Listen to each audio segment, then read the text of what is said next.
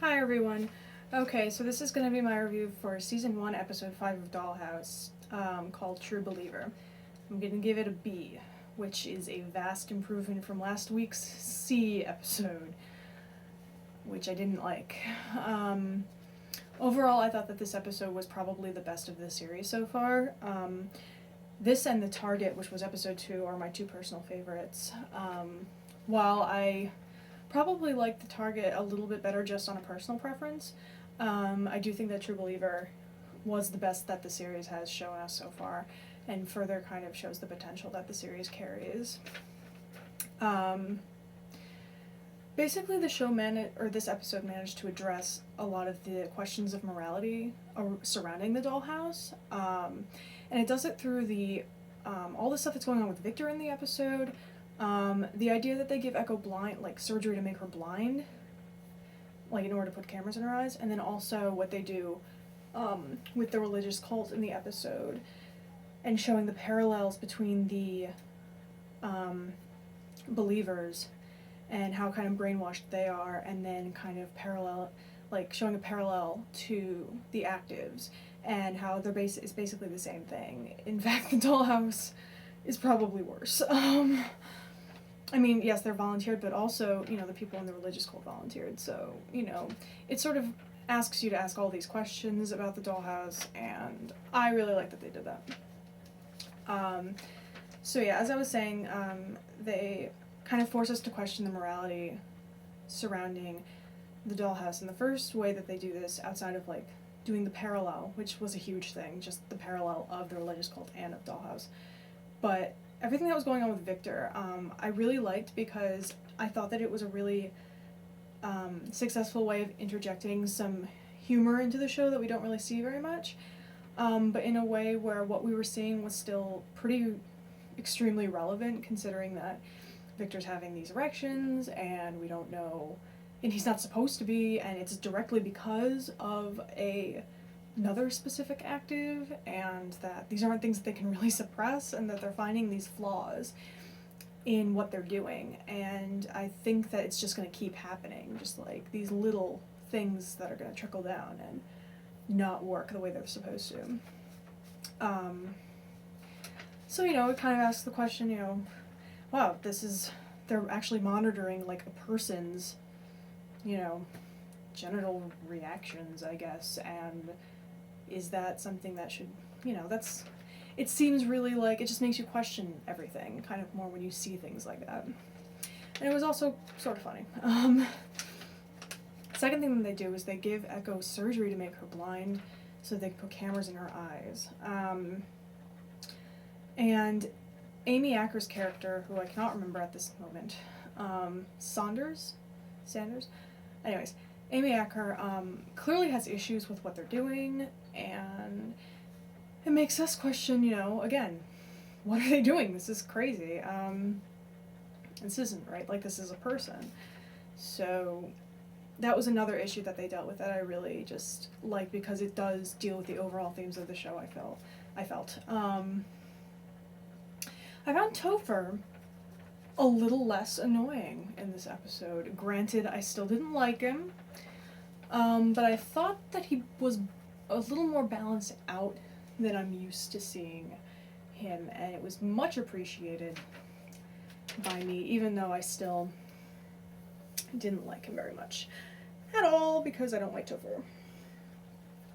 I'm very interested in this sort of subplot that they're doing with Dominic and him knocking out Echo in this episode, and then her remembering it at the end, I thought was really cool. But I'll get to that in a second. What my main kind of interest in that is, how far is Dominic willing to go? Why does he have he really has taken a disliking to this girl, and I can't look at it from Adele's point of view, which is she's learning to adapt. This is good. He really knocks her out in hopes that she dies. It's pretty awful, and I'm wondering how far they're gonna go with this, and I'm really interested in it because I do like his character in terms of what he brings to the show and the issues that he and the conflicts that he sort of brings. I thought Eliza Dushku was good in this episode. I did. I thought that she, I can still see the same mannerisms and stuff, but like it was toned down. You do care for this person. You do feel that she truly believes, which is pretty much what the entire episode hinges on. So she did her job, and she was good. I very much liked her. I was impressed. Something that I'm very confused about is the character of Mellie. I don't know what her deal is. I don't know why she's a part of the show. I'm sure that she will have a purpose soon, and that they're building up to something, but I don't understand what it is, and I find Mellie to be quite annoying. Her and Topher are the people I don't like, but I actually preferred Topher in this episode to Mellie, I'm not gonna lie, because I don't understand what her deal is, besides the fact that she really obviously loves this guy, and brings him leftover food to his job, like, whatever. Let's see. Something else I'm interested in is what led Boyd to the Dollhouse, considering that he seems to have some serious issues with the place and its existence. Also with the Amy Acker character, she seems really uncomfortable with a lot of this stuff. Something that a question that I had that came from Ballard trying to find out who Caroline was that he can't find anything on her, and it makes me wonder, like, how did they do this with, like, all of these people who volunteer, like, their family, with their friends? Do they just go missing? Like, do people file a missing persons report and then they, like, get rid of it or something? I mean, I know this is really stupid, it sounds ridiculous, but it's a question I have, like, legitimately, like, what happened? Like, how can there be no record of this person anymore?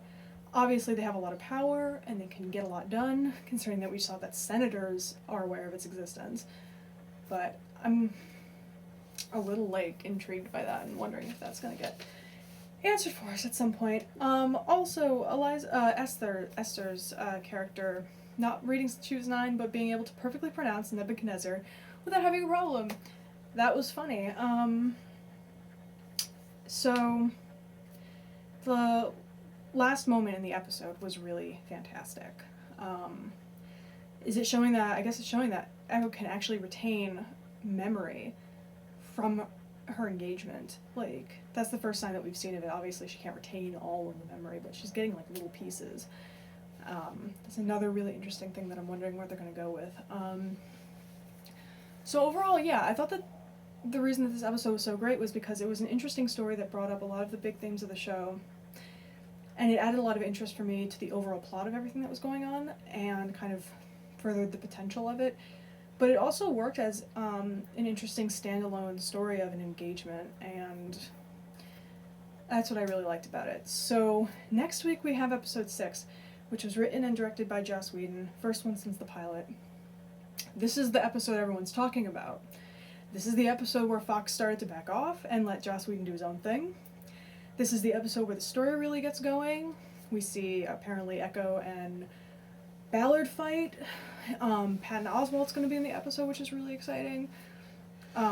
This is the episode. Like, this episode has a lot of buzz surrounding it. It's anyone who's paying attention to news surrounding this show knows that episode 6 is the one to look forward to.